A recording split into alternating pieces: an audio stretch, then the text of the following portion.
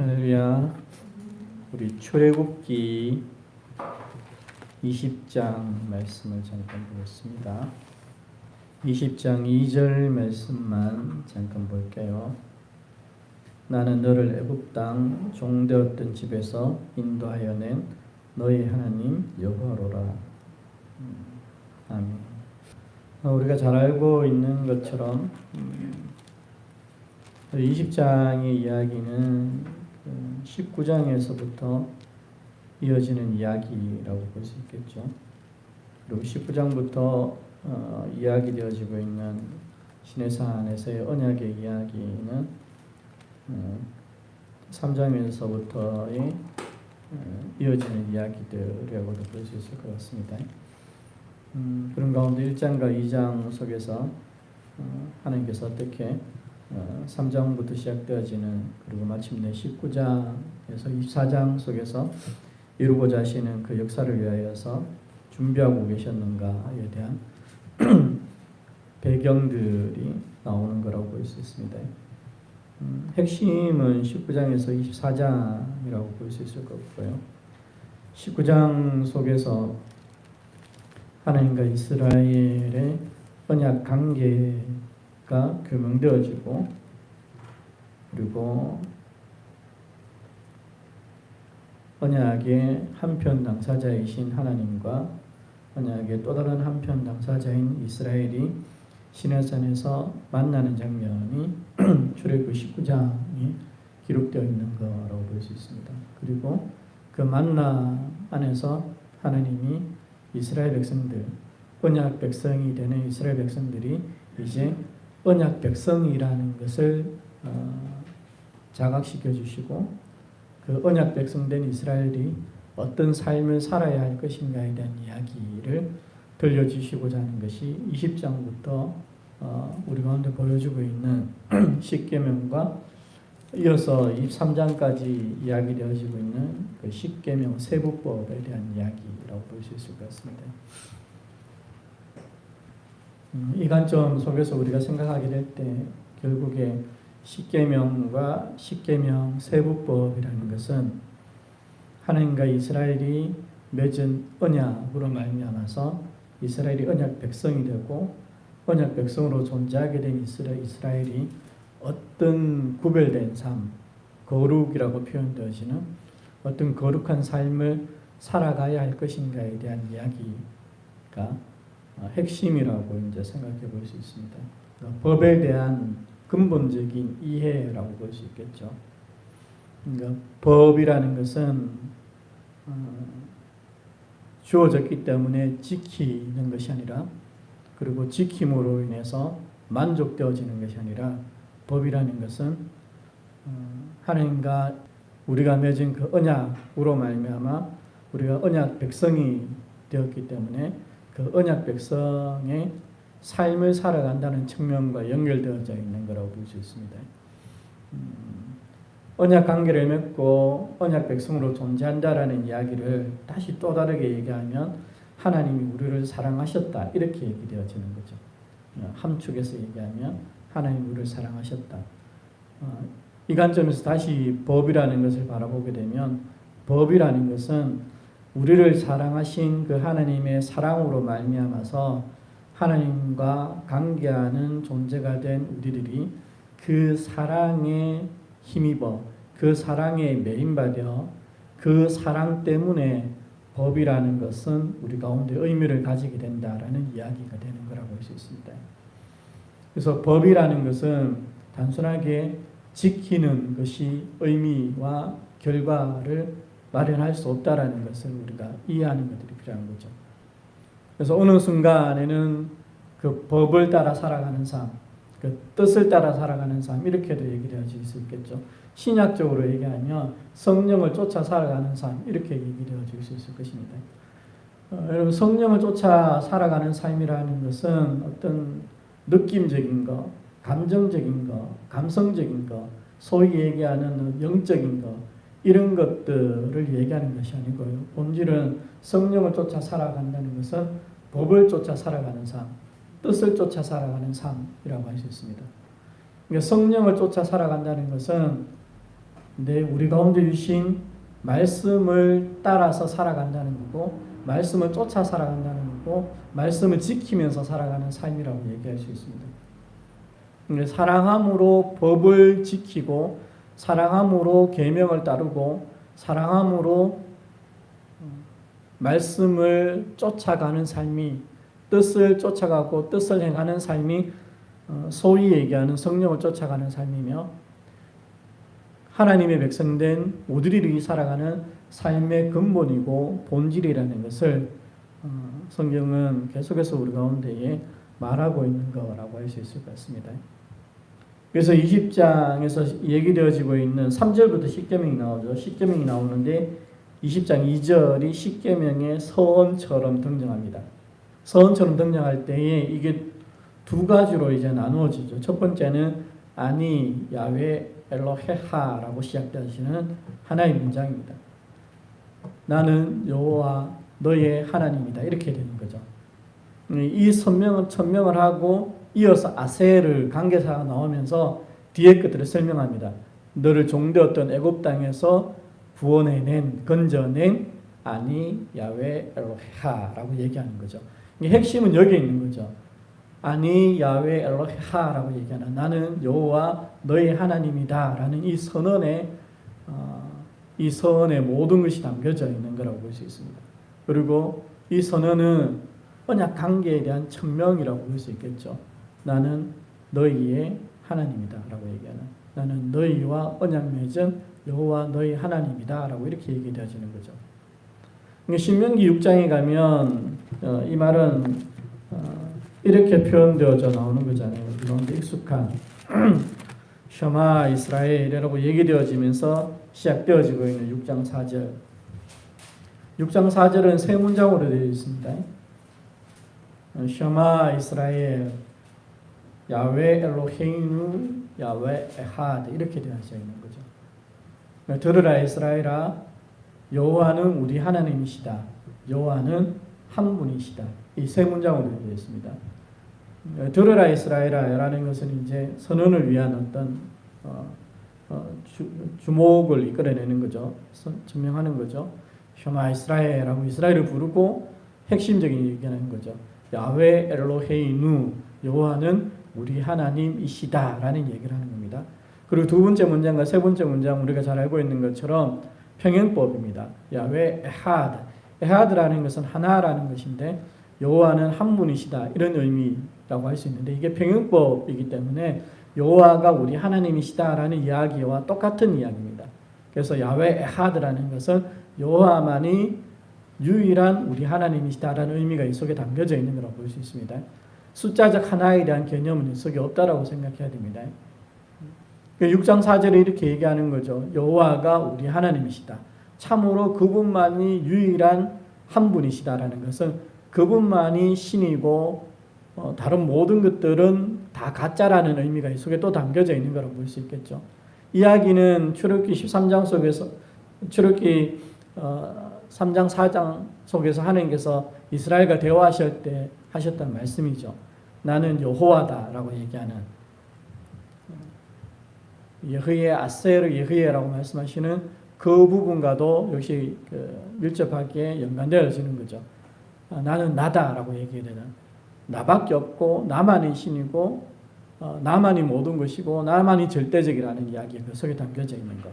이게 이제 언약 관계적 선으로 펼쳐지는 거죠. 야훼 엘로헤이누라고 신명기 6장 4절에 나오고 야훼 에하드라고 얘기하면서 이면을 설명하고 있는 거라고 볼 수 있습니다. 그리고 야훼 엘로헤이누라는 이야기 속에 하나님의 사랑으로 말미암아, 하나님의 선택으로 말미암아, 무조건적인 선택으로 말미암아 하나님이 이스라엘을 자기 백성 삼으셨다라는 하나님의 놀랍고도 놀라운 사랑에 대한 이야기가 그 속에 담겨져 있는 거죠. 언약을 맺는다는 것은 굉장히 공적이고 법적인 행위이기는 분명하지만, 단순하게 공적이고 법적인 행위일 뿐만 아니라 그 공적이고 법적인 행위의 본질은 하나님의 무조건적인 선택이 있는 거고, 이 하나님의 무조건적인 선택은 다르게 얘기하면 하나님의 사랑이라고 얘기되어지는 거죠. 하나님의 사랑으로 말미암은 하나님의 무조건적인 선택, 무조건적인 선택이라는 것은 이스라엘이 하나님의 언약 백성이 될 만한 자질과 무언가가 있지 않았음에도 불구하고 라는 얘기가 담겨져 있는 거죠. 하나님의 첫 번째 선택 속에서는 철저한 무조건성이 발휘되어지는 겁니다. 인간이 회복했기 때문도 아니고, 인간이 하나님을 찾았기 때문도 아니고, 인간이 하나님의 마음이 흡족한 삶을 살았기 때문도 아니고, 인간이 똘똘하기 때문도 아니고, 이스라엘이 다른 민족보다 조금 더 나은 어떤 기준이 있었기 때문도 아니라 그저 하나님의 맹목적이고 무조건적인 사랑에 의한 선택이라고 볼 수 있습니다. 그리고 이 이스라엘에 대한 하나님의 무조건적인 선택은 창조 가운데서 인간을 만드시고 인간과 언약을 맺으셨던 그 본질에 근거하고 있겠죠. 그 언약이 깨뜨려졌으나 하나님은 끊임없이 언약의 신실하신 분으로 역사 가운데에 나타나심으로 그 언약의 신실하심이 이스라엘을 향한 무조건적인 선택을 통하여서 나타난 거라고 볼 수 있습니다. 그러니까 하나님이 이스라엘과 언약을 맺었다라고 얘기할 때, 신약적으로는 하나님이 다시 예수 그리스도 안에서 우리가 새 언약을 맺었다라고 얘기할 때에도 이 개념이 담겨져 있는 거죠. 새 언약을 맺었다, 하나님이 이스라엘과 언약을 맺었다, 하나님이 인간 창조 속에서 인간과 언약을 맺었다라는 그 기저에는, 그 근본에는 하나님의 말로 표현할 수 없는 사랑의 본질이 담겨져 있는 거라고 볼 수 있습니다. 그래서 출애굽기 20장 2절에서도 역시 마찬가지고요. 아니 야훼 엘로헤하라고 얘기하는 이 선언에서도 역시 마찬가지고, 신명기 6장 4절에 얘기하고 있는 야훼 엘로헤이누라는 야훼 에하드라는 이 선언에서도 역시 마찬가지고, 우리는 사랑을 읽을 수 있어야 됩니다.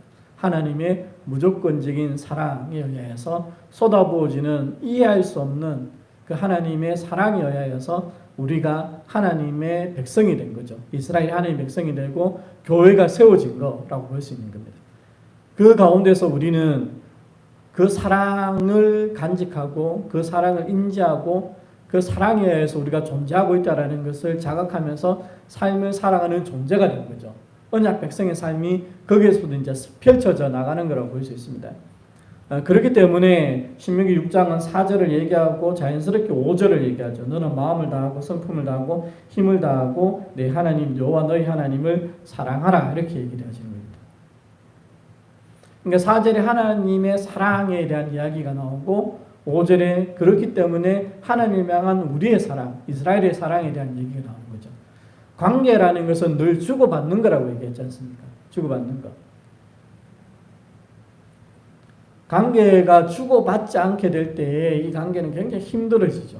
굉장히 힘들어집니다. 우리가 세상을 향하여서는 주고받을 수 없는 관계적 사랑의 삶을 살아가게 되겠죠. 그러나 예수 믿는 우리들의 자리 속에서는 우리는 주고받는 관계적 삶을 살아가야 하는 존재라는 것을 계속해서 이해하고 깨닫고 그 삶을 살아가기 위해서 노력하는 것들이 필요한 거라고 볼 수 있습니다. 그러면서 자연스럽게 6절 오늘날 내가 네게 명하는 이 말씀을 너는 마음에 새기고 내 자녀에게 부지런히 가르치며 집에 앉았을 때이든지 길에 행할 때든지 누웠을 때든지 일어날 때든지 이 말씀을 강론할 것이며 너는 또 그것을 네 손목에 메어 기호를 삼고 네 미간에 붙여 표를 삼고 네 집 문술주와 바깥문에 기록할지라, 이렇게 얘기하고 있는, 그러니까 자연스럽게 하나님의 뜻 앞에서 살아가야 되는 삶을 얘기하는 거죠. 이 신명기의 이야기도 역시 마찬가지죠. 하나님과 우리의 관계를 선언하고 그 관계 선언 속에 펼쳐지고 있는 하나님의 말할 수 없는 사랑을 얘기하고 그 하나님의 사랑에 반응해야 되는 우리의 사랑을 얘기하고, 그리고 신명기가 재밌게 얘기하는 것은 하나님의 사랑에 반응하는 우리의 사랑은 뭐냐라고 얘기할 때에 법을 따라 살아가는 삶이라고 얘기를 하는 겁니다. 뜻을 쫓아 살아가는 삶이라고 얘기하는 거죠. 법을 사랑하는 삶, 계명을 사랑하는 삶, 하나님의 말씀을 사랑하는 삶이라고 얘기하는 거죠. 내 뜻이 아니라 하나님의 말씀하신 이 말씀 앞에서의 삶을 살아가는 것이 바로 사랑이라고 얘기를 하는 겁니다. 앞서서 말씀하셨던 것처럼 성령을 쫓아가는 삶에 대한 피상적인 이해가 우리들에게 있듯이 사랑에 대한 피상적인 이해도 우리 가운데 있죠. 하나님 우리를 사랑하신 사랑의 본질은 신약적으로 얘기하면 인카네이션이죠. 필링이 아닌 겁니다. 우리의 마음을 따뜻하게 하나님께서 내 너 사랑한다 세미한 음성으로 하는 어떤 따뜻한 어떤 그런 것들을 얘기하는 것이 아니라 하나님이 인간의 몸을 입고 친히 우리 가운데 역사 가운데 들어오는 거라고 얘기하는 거죠. 지독할 정도의 자기 내어버림과 자기 부인과 자기 부정이 사랑으로 우리 가운데 다가온 거라고 볼 수 있습니다. 그렇게 하나님이 우리를 사랑하신 이야기를 지금 출애굽기 20장 2절도 얘기하고 신명기 6장 4절도 얘기하는 겁니다. 거기에 대하여 우리의 반응이 신명기 6장 5절에 얘기하고 있는 사랑이죠.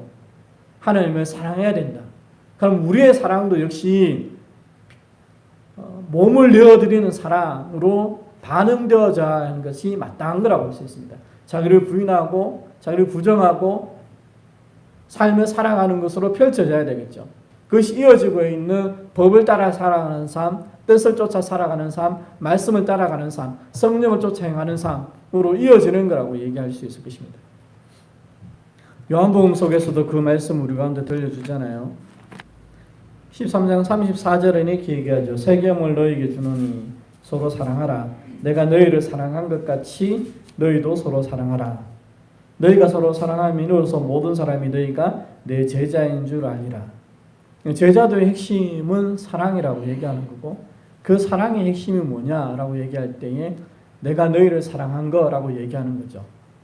언약적인 이야기일 뿐만 아니라 예수 그리스도의 인카네이션에 대한 이야기, 자기 부인과 자기 희생과 자기 부정과 이렇게 얘기해도 다 담아낼 수 없는 거죠.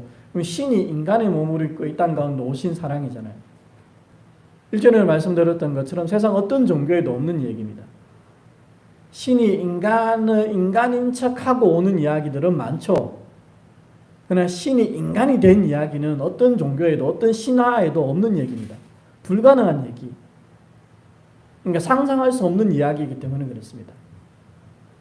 오직 하나님이 우리 가운데에 보여주신 그 사랑에만 신이 친히 인간이 되어서 이 땅 가운데 오신 이야기로 우리 가운데 들려지고 있는 거라고 볼 수 있습니다. 그것이 내가 너희를 사랑한 그 이야기 속에 담겨져 있는 거죠. 우리가 서로 사랑해야 되는 그 사랑의 이야기 속에서도 그 진득한 인카네이션이 핵심과 본질을 이루어가는 거라고 얘기할 수 있습니다.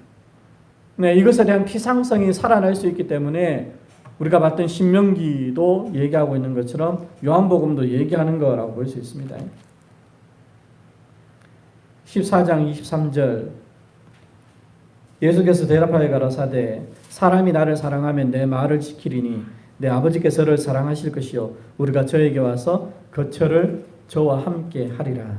나를 사랑하지 아니하는 자는 내 말을 지키지 아니하나니 너희의 듣는 말은 내 말이 아니요 나를 보내신 아버지의 말씀이니라고 얘기하는, 사람이 나를 사랑하며 내 말을 지키리니, 이게 예수님께서 사랑이 무엇인가를 실질적으로 보여주시고 있는 말씀이라고 볼 수 있겠죠. 우리의 사랑이 무엇이냐? 우리의 사랑은 예수님의 말을 지켜나가는 거라고 얘기를 하실 수 있습니다. 그 예수님의 말을 지켜나가는 것의 핵심은 신약 가운데서는 산상수훈이겠죠. 구약 가운데서는 십계명과 십계명 세부포로 펼쳐지고 있는 유대인들이 얘기한 613개 조항들로 얘기되어지는 그런 이야기들이라면, 신약으로 얘기하게 된다면 복음서 속에서는 예수님께서 우리 가운데 말씀 산상수훈의 그 말씀들이라고 볼 수 있습니다. 예수님을 사랑하는 사람들은 그 산상수훈의 말씀을 쫓아서 삶을 살아가기를 결정하고 그 삶의 길을 걸어가려고 애쓰는 사람들이라고 말씀하는 거죠. 나도 알고 여러분들이 알고 있는 것처럼 우리의 사랑은, 우리의 고백적인 사랑 속에서는 산상수훈은 없는 거죠.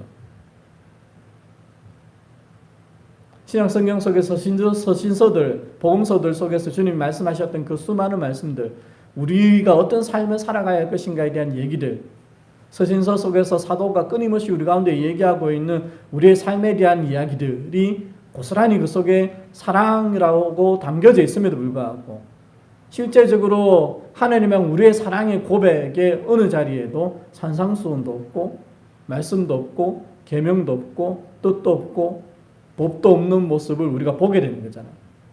하나님은 우리의 사랑의 고백에는 오롯이 감정만 있을 때가 굉장히 많죠. 그 감정, 그 쓸데기 없는 그 감정.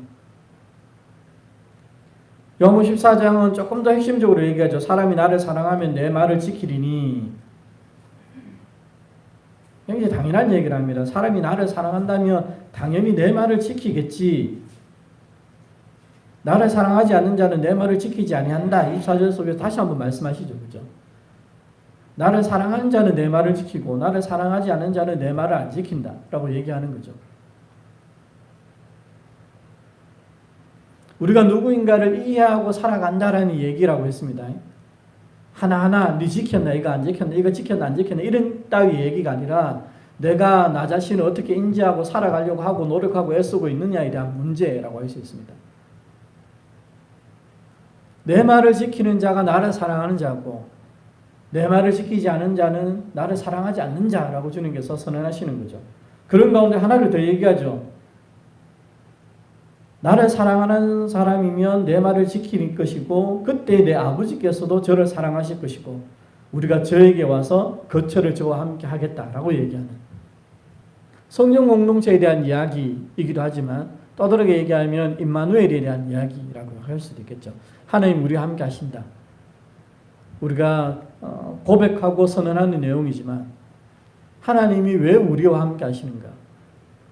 하나님은 우리가 어떻게 함께 하시는가에 대해서 우리는 잘 생각하지 않죠. 우리는 그저 하나님의 사랑으로 말미암아 하나님의 열심으로 말미암아 우리가 하나님 앞에 어떤 것들 해드리지 않아도 우리가 부족해도 하나님이 그 놀라운 사랑으로 하나님 우리와 함께 하신다. 이런 개념만 가지고 있으려고 하죠. 요한복음 14장 23절에 얘기하는 것은 다른 얘기죠. 내 말을 지키는 나를 사랑하는 사람에게 하나님이 아버지도 성부도 사랑하심을 통하여서 우리와 함께 하신다. 이렇게 얘기하는 겁니다. 임마누엘은 하나님이 우리와 함께 하시는 그 실제는 여기에 있는 거죠. 임마누엘에는 무조건성과 조건성이 함께 담겨져 있습니다.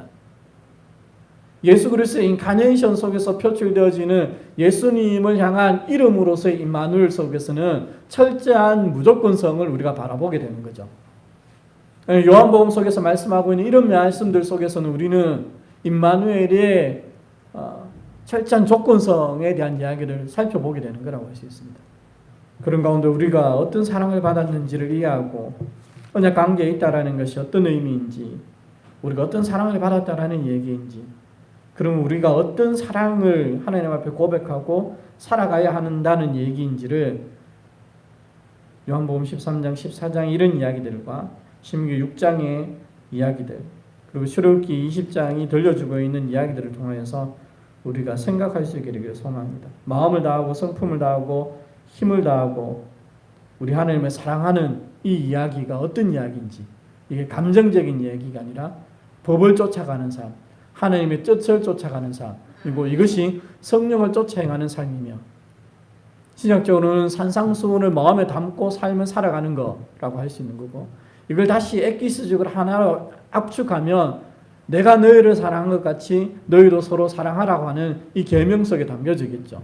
사랑이라는 계명이 풀어헤쳐지게 될 때에 어떤 식으로 우리 가운데 풀어헤쳐질 수 있을 것인지 신약 성경 속에서는 대표적으로 산상수훈으로 풀어헤쳐지는 거고요. 구약 속에서는 대표적으로는 십계명과 그 세부법으로 펼쳐져 나가는 것이 바로 사랑하면서 살아가는 우리의 삶의 모습 서로 사랑이라는 서로 상호 복종이라는 상호 존중이라는 상호 사랑이라는 그 사랑이 담아내고 있는 본질이라는 것을 여러분들이 이해할 수 있게 되기를 소망합니다. 20장 20절 다시 바라보면서 우리가 생각해 봐야 될 것은요. 핵심은 아니 야훼 엘로헤하가 핵심입니다. 아세르 이후에 나오고 있는 애굽 땅 종되었던 집에서 인도해 넣었다라는 것은 부수적인 거죠. 우리는 어디에 관심을 가져야 할 것인가에 대해서 기억하는 것이 필요합니다. 우리가 잘 알고 있는 이야기처럼 10명의 문둥병자가 문둥병에서 나음을 얻기 위해서 예수님 앞에 나왔고 그 문둥병에서 구원을 얻었죠. 문둥병에서 구원을 얻은 것은 애굽 땅 종되었던 집에서 인도해낸 사건과 같은 이야기인 것이지 아니 야훼 엘로헤하라는 언약 관계를 맺는 것과는 전혀 다른 차원의 이야기입니다. 핵심은 앞에 있는 거죠. 내 병이 나았다라는 것이 아니라 내가 문둥병자에서 구원을 받았다라는 것이 핵심과 본질이 아니라 나를 구원하신 나를 문둥병에서 구원하신 이분을 내가 붙잡고 이분을 내가 모셔드리고 이분과 관계를 맺고 이분이 누구인가를 알아야 되겠다라는 것이 핵심과 본질인 거죠. 그것을 깨닫게 될 때 문둥병자 중에 한 사람이 돌아오는 거고요. 주님께서 그때도 우리 가운데 말씀하시잖아요. 나머지는 어디에 가 있느냐? 왜 너밖에 없느냐라고 말씀하시는. 이게 우리의 현실이고요. 한국교회의 현실이라고 하고 얘기할 수 있습니다. 오늘날에도 여전히 우리들은 한국교회는 애굽 땅 종되었던 집에서 우리를 구원해내신 내 삶의 질곡에서 나의 문제를 해결해내신 내 삶의 상황을 해결해내고 내 삶의 문제, 나의 병이 됐던 부찬 내 삶이었던 어려운 문제였던 그것을 구원해낸 거에 대해서 우리는 모든 포커스를 맞추고 있을 때가 굉장히 많죠. 하나님이 누구신가? 내가 그 하나님과 어떤 관계 속에서 존재하는가? 그리고 그렇게 존재하는 것이 내가 애굽 땅 종되었던 집에서 구원되어진 것보다 훨씬 더 크고 놀랍고 본질적이라는 것을 내 삶의 상황이 해결되고 내 삶의 문제가 해결되고 내 암이 해결되고 내 죽을 병이 해결된 것보다 나의 하나님이 나와 어떤 관계 속에서 은혜를 베풀었고 사랑을 베풀어서 내가 하나님과 어떤 관계를 맺어서 내가 어떤 존재가 되었다라는 이것이 근원적으로 근본적으로 중요하고 모든 것이라는 것을 이해하지 못하면 성령을 쫓아가는 삶이라는 것은 우리 가운데 불가능할 거고요. 내가 너희를 사랑한 것 같이 너희도 서로 사랑하라는 서로 사랑하면서 살아가야 되는 우리의 삶이라는 것도 불가능할 거고요. 사람이 나를 사랑하면 내 말을 지킬 것이라는 이 삶도 불가능하겠죠. 그리고 이 삶이 불가능하면 아버지도 우리를 사랑하시고 아버지께서 우리 가운데 와서 거처를 너희와 함께 할 것이라는 이 역사도 우리 가운데 사그라지게 될 것이라는 것을 우리가 기억하는 것들이 필요할 것입니다. 우리가 살아가는 삶의 근본이 무엇인지, 출발점이 무엇인지를 오늘 우리가 짧게 살펴봤던 이 말씀들을 통하여서 여러분이 생각해 볼 수 있게 되길 소망하고요. 우리가 가진 그 사랑의 피상성에서 빨리 벗어나시고 성령을 쫓아 살아가는 삶이라는 그 피상성에서 빨리 벗어나시고 우리가 어떤 삶을 살아가는 존재인가를 우리가 서로 사랑한다라는 것이 어떤 문제인지를 어떤 현실인지 어떤 실체인지를 다시 깨닫고 하나님 우리를 사랑하시는 말미암아 그 사랑에 반응해서 우리가 하나님을 사랑하는 존재라는 그 의미의 본질이 무엇인가를 우리가 다시 기억할 수 있게 되기를 소망합니다.